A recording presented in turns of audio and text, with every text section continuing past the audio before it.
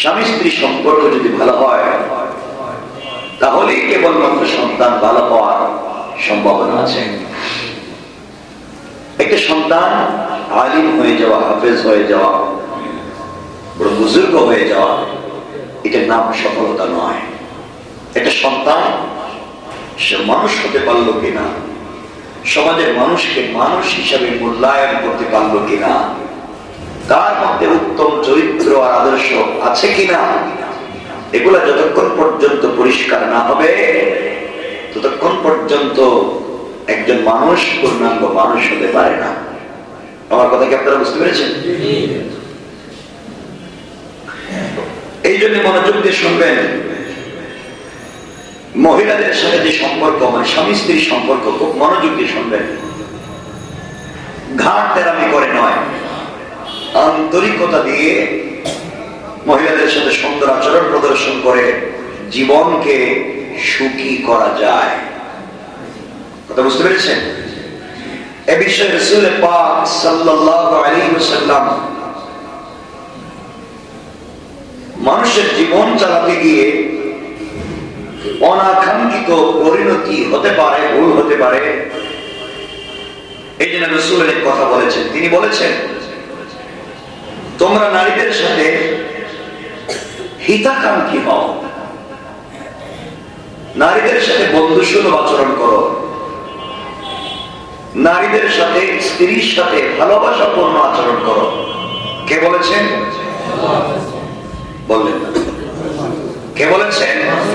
রাসূল পাক সাল্লাল্লাহু আলাইহি ওয়াসাল্লাম। তিনি বলেছেন, চলার পথে একজন পুরুষ একজন নারীর হিতাকাঙ্ক্ষী হবে, তার সাথে উত্তম আচরণ করবে। কারণ নারী জাতি বঙ্কিম পঞ্চরাস্তি, অর্থাৎ পাকা হাড় থেকে তাদেরকে তৈরি করা।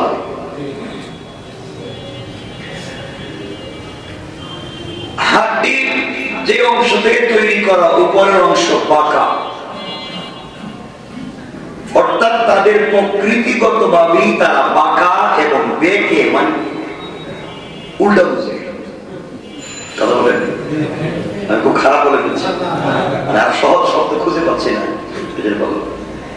এদেরকে যত সোজা বোঝাবেন উল্টা বুঝে, একটু ভালো কথা বলবেন সে মনে করবে আপনি খারাপ বলছেন, আপনি সুন্দর করে বোঝাবেন সে মনে করবে আপনি আরো কি বলে দিচ্ছেন। কথা বলে এমন সমস্যার সম্মুখীন আপনারা মনে হয় কেউ জিন্দিগিতে হন নাই।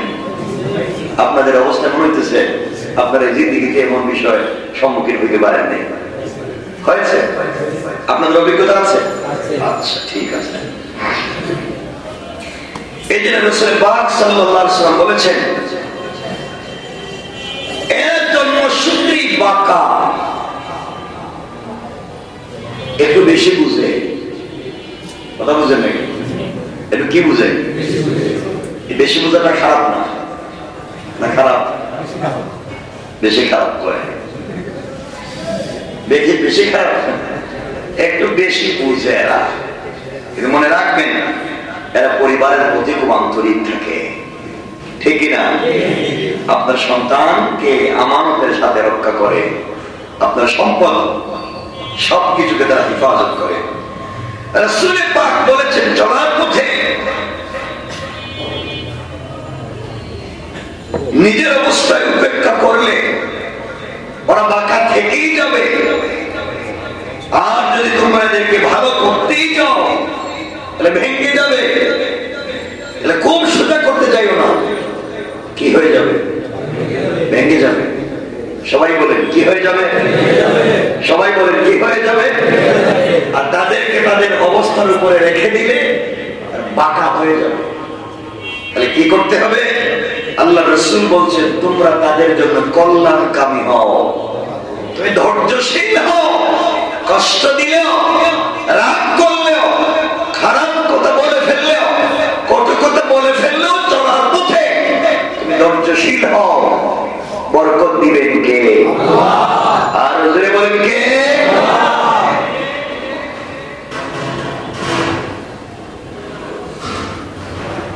সুতরাং এখান থেকে পরিষ্কার হয়ে গেল একদম স্ত্রীর নিকট থেকে যত বড় আদর্শের ব্যবহারই আশা করা যাক না কেন, তার মধ্যে কিছু না কিছু বাঁকামি থাকবে। কথা বলে দেখেন, আপনি বলছেন সকাল 9টা-10টায় এক জায়গায় যাওয়া লাগবে, সকাল 7টার ভিতরে রেডি হওয়ার কথা, হ্যাঁ দেখবেন সকাল 10টায় মানে 9:45 রেডি শুরু হয়েছে। কথা বলবেন মানে তার ওই বাঁকামিটা তার মধ্যে থেকে যায়। গাড়ি ছেড়ে দিতেছে সে এখন মেকআপ করতে পারে। কি বললাম? খুব খারাপ বলে ফেলছি। এরপরে দেখেন বাসা থেকে একবার সিঁড়িতে নামতেছে, আরেকটা জিনিস আসবে, একবার আনছে গেলে তো আবার বলতেছে না না আর 1 মিনিট দাঁড়া না, আমার আমার আমার মোবাইল রেখে আসছে, তা আবার গেছে আরেক মিনিট।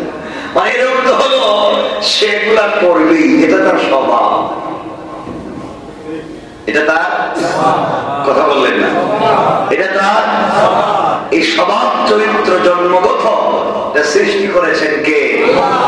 আওয়াজ করে বলেন কে?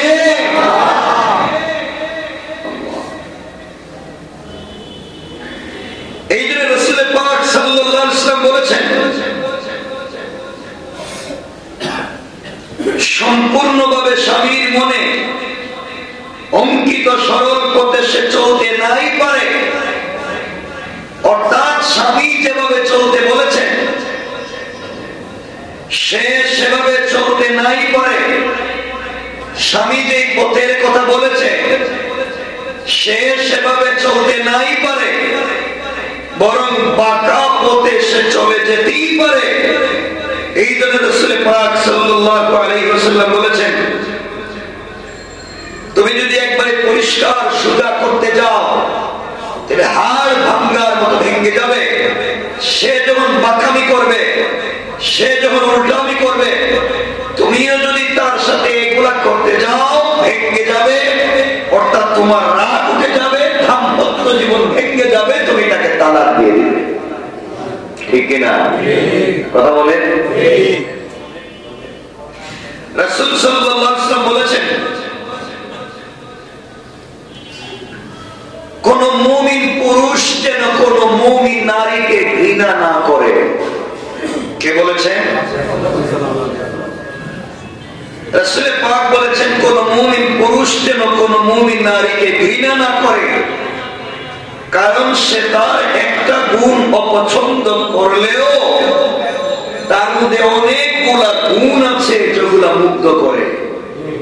ঠিক কিনা বলেন? আপনার স্ত্রীর মধ্যে অপছন্দের গুণ থাকতে পারে, কিন্তু তার মধ্যে ভালো গুণ আছে। আপনি একটু মাথা ঠান্ডা করে নিরিবিলি চিন্তা করেন, দেখবেন তার মধ্যে অনেকগুলো ভালো ভালো গুণ পেয়ে যাবেন। নাকি? কথা বলেন না কেন? তালাক দেওয়ার সময় শুধু খারাপ গুণগুলো মাথায় আসে নাকি? এখানে কেউ আসেনি যে বউরে এভাবে তালাক দিয়েছিলেন 2-4 কেউ আসেনি? মনে হচ্ছে না, ভুলে গেছেন? এই জন্য চলার পথে রাসূল পাক সাল্লাল্লাহু আলাইহি ওয়াসাল্লাম বলেছেন তোমরা তাদের সাথে এমন আচরণ করতে যাও, তাদেরকে তোমরা কখনো খারাপ বলবে না, কারণ তাদের মধ্যে অনেক অনেক ভালো গুণ আছে না নাই? আপনি একটু চিন্তা করেন, আপনার স্ত্রীর মধ্যে অনেকগুলো খারাপ গুণ আছে, এটাও চিন্তা করেন তার মধ্যে অনেকগুলো ভালো গুণ আছে নাই? তাহলে খারাপ যেগুলো দেখবেন, যদি চরিত্র খারাপ না থাকে বুঝবেন এটা তার স্বভাব। বাঁকা হয়ে যাওয়া, মাঝে মাঝে উল্টাপাল্টা কথা বলা, হার্ড হয়ে যাওয়া, আমার আপনি অনেক ভালো জিনিসকে অস্বীকার করে ফেলা, স্বামীর নাশুকরি করে ফেলা, ভালো জিনিসটা খারাপ করে ফেলা, এটা তার স্বভাব। কি কথা বলে দেখেন? ভালো না লাগলে বিয়ে করেন না, এরপরে দেখি গালি দিয়ে। আমাদের সকলকে সহনশীল হওয়ার তৌফিক দান করুক, সকলে বলেন আমিন। এতক্ষণ বললাম স্ত্রীর সাথে ভালো আচরণ করার কথা। স্ত্রী যদি খারাপ করুক, বেঁকে বসুক, আমরা তার সাথে কেমন আচরণ করব? আপনারা কি কিছু বলবেন না? বলেন ভালো। কি আচরণ করব? সবাই বলেন। আপনারা ভালো আচরণ করেননি বলেন না? বলে ফিডেন ফিডেন ফিরে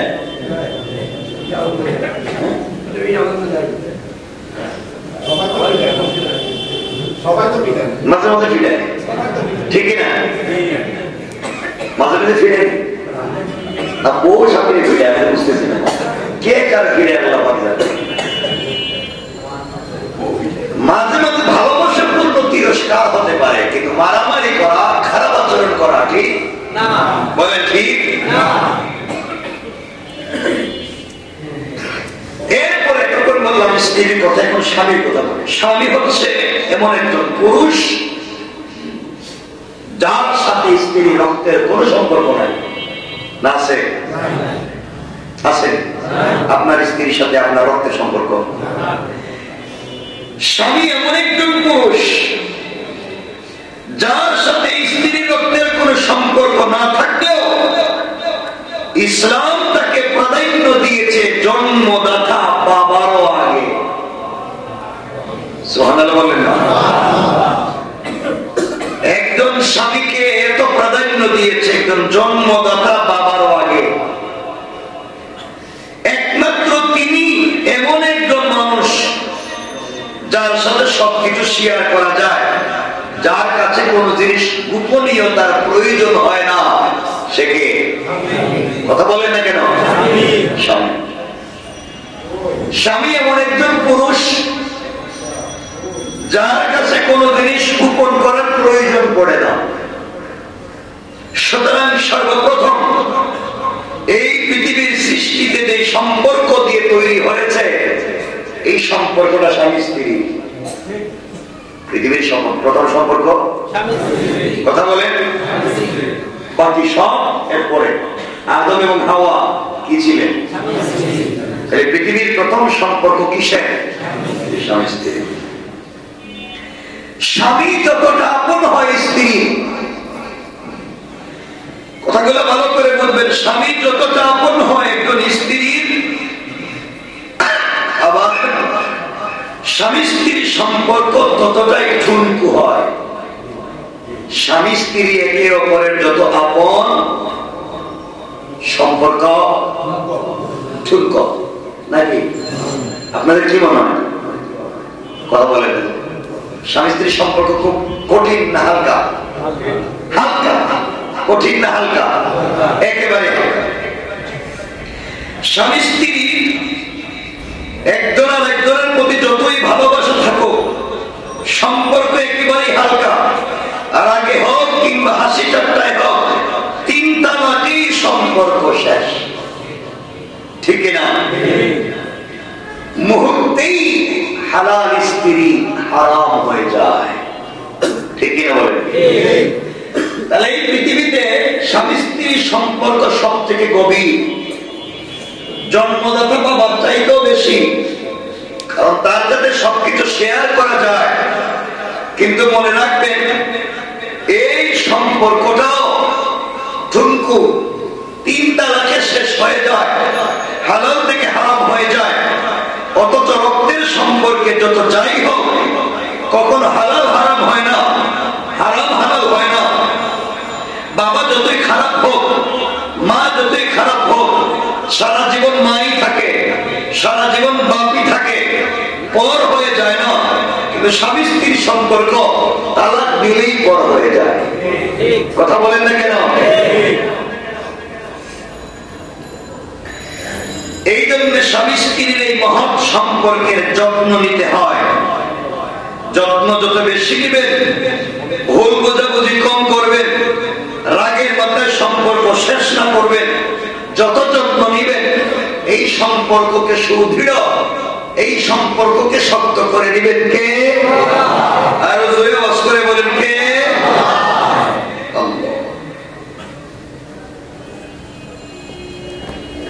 সম্পর্কের যত্ন নিন যাকে ছাড়া আপনি ভালো থাকতে পারবেন না তাকে রাগের মাথায় পর করে দিবেন না আমার কথা আপনারা বুঝতেছেন স্বামী স্ত্রীর সম্পর্কের যত্ন নিন যাকে ছাড়া আপনি ভালো থাকতে পারবেন না তাকে রাগের মাথায় পর করে দিবেন না রাগ চলে গেলেও স্ত্রী একবার হারাম সহজে হালাল করা যায় না। কথা বলেন না কেন? আপনারা তো তালাক দিয়ে বলবেন আমি বুঝিনি, এই তো বুঝতে মনে করছেন হালাল হয়ে যায়, কিন্তু সম্ভাবনা নেই।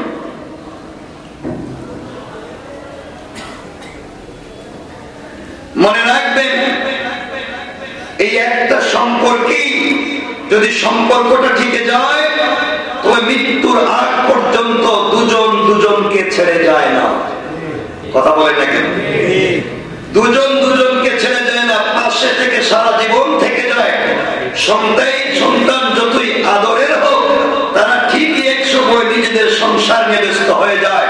সব সন্তান বাবা মায়ের পাশে তাদের বৃদ্ধ বয়সে থাকতে পারে না, ঠিক কিনা? আওয়াজ করে বলে দেখে না, থাকতে পারে না।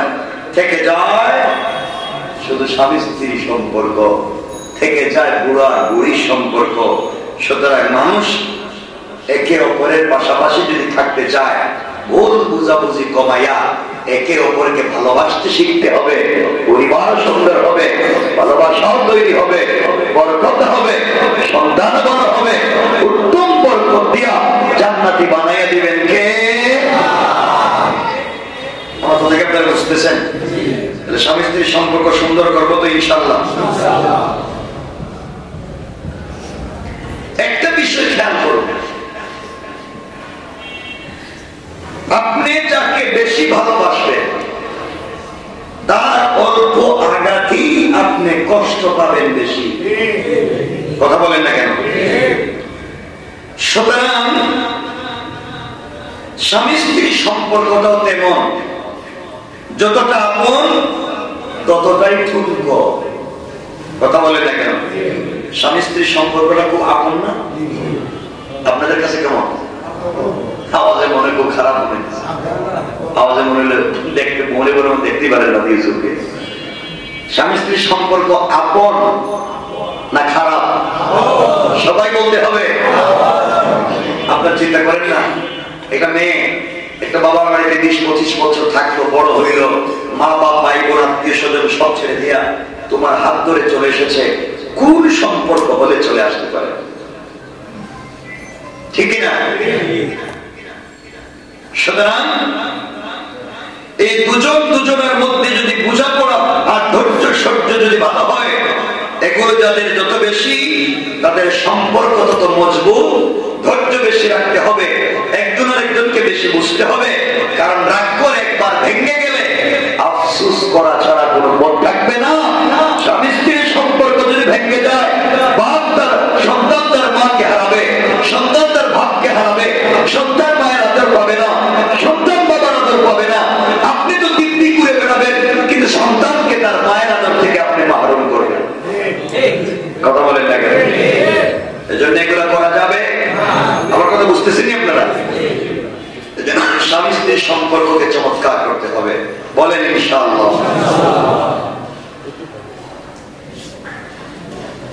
আল্লাহ আমাদের কবুল করুন।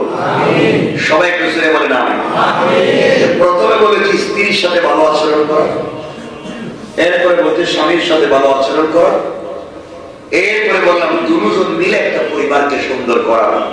আল্লাহ কবুল করুন, বলেন আমিন। এরপরে চলার পথে যখন দেখবেন খুব কাছের কেউ আপনার সাথে প্রতারণা করে, চলার পথে খুব কাছের কেউ আপনার সাথে প্রতারণা করে, চলার পথে দেখেন যে খুব কাছের কেউ আপনার সাথে প্রতারণা করে, আপনি ভেঙে পড়ে যাবেন না। মনে রাখবেন ইউসুফ আলাইহিস সালামের সাথে আপন ভাইয়েরাই তো প্রতারণা করেছিল। কথা বলেন না? ইউসুফের সাথে প্রতারণা করেছিল কে? সবাই বলেন, সবাই বলেন। সুতরাং আপনার সাথে যদি খুব কাছের মানুষ, মহব্বতের মানুষ, আপনি ডিপেন্ডেন্ট, ইন্ডিপেন্ডেন্ট নয়, আপনি ডিপেন্ডেন্ট যার ভালোবাসায়, এই মানুষ যদি আপনার সাথে প্রতারণা করে ভেঙে পড়ে যাবেন না। ইউসুফ আলাইহিস সালামের সাথে প্রতারণা করছে তার ভাই। যখন আপনার পিতামাতা আপনার প্রতিপক্ষ হয়ে দাঁড়ায়, কে? মাঝে মাঝে দেখবেন সন্তানদের প্রতিপক্ষ মা বাবা, এমন পরিবারে হয় না? আপনাদের না হলে আমি জানি, আমার অনেক অভিজ্ঞতা আছে। সন্তানের প্রতিপক্ষ মা বাবা, হয় না? আপনি যখন দেখবেন আপনার পিতামাতা আপনার প্রতিপক্ষ হয়ে দাঁড়িয়েছে, ভেঙ্গে পড়ে যাবেন না। মনে রাখবেন ইব্রাহিম আলাইহিস সালাম নিজ পিতার প্রতিপক্ষ হওয়ার কারণে আগুনে বাপ সন্তানকে বলে দিয়েছেন। ঠিক কিনা বলেন? কষ্ট পায় না। যখন আপনি দেখবেন ঘোর বিপদে পতিত হয়ে বের হওয়ার কোন আশা খুঁজে পাচ্ছেন না, রাস্তা নাই, এমন বিপদে পড়েছেন, বাঁচার কোন পদ্ধতি নেই, এমন বিপদে পড়েছেন, কোন পথ নাই, আশা ছেড়ে দিয়েছেন, বাঁচার আর পদ্ধতি নাই, উপায় নাই, এমন বিপদে পড়েছেন, আশার শেষ আলোটুকু অন্ধকার হয়ে গিয়েছে, যে খড়কুটুতে ধরে আপনি বেঁচে থাকবেন তাও ভেঙে গিয়েছে। আমরা গ্রামের ভাষায় বলি, যেই ডালে ভর করি সেই ডাল ভেঙে যায়। আপনি যদি এমনও বিপদে পড়ে যান, আপনি আশাহত হয়ে যাবেন না, আপনি ভেঙে পড়ে যাবেন না, আপনি কষ্ট পাবেন না। মনে রাখবেন এই সময় ইউনূস আলাইহিস সালাম মাছের পেটে অন্ধকার প্রকোষ্ঠে থাকবার পরেও আশা ছেড়ে দিয়েছিলেন। এক তো পানির নিচে, তা সাগরের নিচে, তা আবার জীবন্ত মাছের পেটে বেঁচে থাকবার সব আশাও যখন শেষ, বাঁচিয়ে দিয়েছেন কে? আর জোরে বলেন কে? এই জন্যে ঘোর বিপদে পড়ে গেলেও আল্লাহর উপর থেকে ভরসা হারিয়ে দিবেন না, বাঁচাইয়ে দিবেন কে?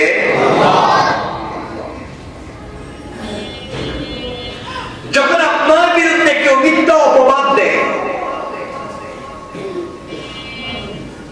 আপনার গুজব, আপনার বিরুদ্ধে গুজব দিয়া দুনিয়া ছড়িয়ে দেয়, কেউ যদি আপনার বিরুদ্ধে মিথ্যা অপবাদ দেয়, আপনার বিরুদ্ধে গুজব ছড়িয়ে গোটা দুনিয়া উঠাইয়ে দেয়, আপনি ভেঙ্গে পড়ে যাবেন না, এসব গুজবে কান দিবেন না, ধৈর্য ধরবেন। মনে রাখবেন আয়েশা রাদিয়াল্লাহু তাআলা আনহার বিরুদ্ধেও মানুষ অপবাদ দিয়েছিল, তিনি ছিলেন সচ্চরিত্রবান, এই জন্য আল্লাহ কুরআন নাযিল করে তার সার্টিফাই করেছে। সুবহানাল্লাহ। এই জন্য আপনি আপনার বিরুদ্ধে অপবাদ দিলে, গুজব দিলে ভেঙ্গে পড়ে যাবেন না। এগুলা শয়তানের কাজ, শয়তান করবে, দুধ কলা খাওয়াইলেও সেটা করবে। কথা বলেন না কেন? যখন আপনি বেশি অসুস্থ হয়ে যাবেন, বেতায় কাতরাতে থাকবেন, ভেঙে পড়বেন না, আর বাঁচার পথ নাই, এত অসুস্থ, ডাক্তার বলেছে শেষ, ডাক্তার বলেছে টাইম দিয়ে ফেলেছে, আর কথা যাবে না, ডাক্তার বলেছে আর বছর না, মরে যাব, ভেঙে পড়ে যাবেন না। ওই সময় মনে করবেন হযরত আইয়ুব আলাইহিস সালাতু ওয়াস সালামের কথা, তিনি তো আপনার চাইতে 1000 গুণ বেশি অসুস্থ ছিলেন, এরপরেও সুস্থ করেছেন কে? আরো জোরে বলেন কে?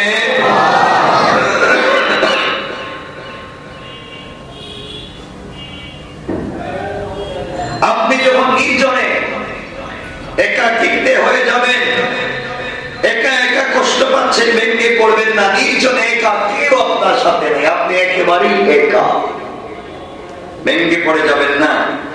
কারণ আদম আলাইহিস সালাতু ওয়াস সালাম সঙ্গীহীন, একাকিত্বে ছিলেন, তাকেও সঙ্গী দিয়ে সুস্থ করে দিয়েছেন কে? আরো জোরে বলেন কে? আল্লাহ সবকিছু পায়।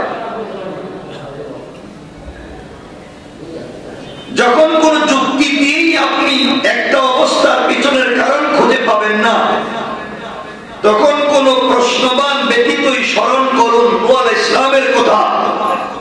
যুক্তি দিয়েও হচ্ছে না, কেউ বুঝে না, যুক্তি মাথায় ধরে না, এটা কেন করবো, এই কাজ কেন করবো, আমার যুক্তি ধরে না, আমার বিবেক ধরে না।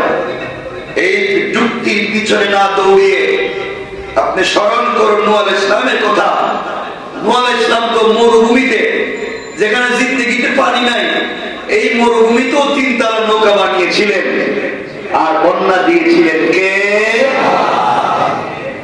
যুক্তি করে না, এখানে নৌকা বানাচ্ছেন কেন? এগুলো মনে রাখবেন।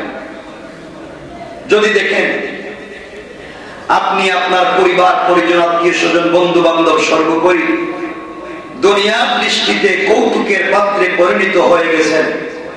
আপনার বন্ধু বান্ধব, আপনার আত্মীয় স্বজন, আপনার পরিচিত জন, আপনার কাছের মানুষ, আপনার ভাই বন্ধু, আপনার আশেপাশের মানুষ আপনার বিরুদ্ধে লেগে গিয়েছে, আপনাকে নিয়ে কৌতুক করে আপনি ভেঙে পড়ে যাবেন না।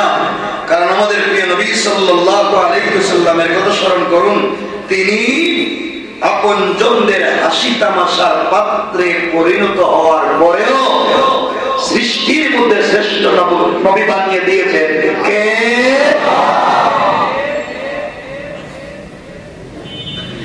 সুতরাং এই দুনিয়ার জমিনে আল্লাহ তাআলা তার প্রেরিত সকল নবী রাসূলগণকে পরীক্ষায় ফেলেছিলেন, তাদেরকে উদ্ধার করেছিলেন এজন্য যে যাতে করে দ্বীন পালনের ক্ষেত্রে পরবর্তী উম্মতেরা ধৈর্য ধারণ করতে পারে। সুতরাং নিশ্চয় আল্লাহ বলেছেন ধৈর্য ধারণকারীদের সাথে তিনি আছেন। ধৈর্য ধারণকারীদের সাথে কে আছে? আল্লাহ। আরো জোরে বলুন কে?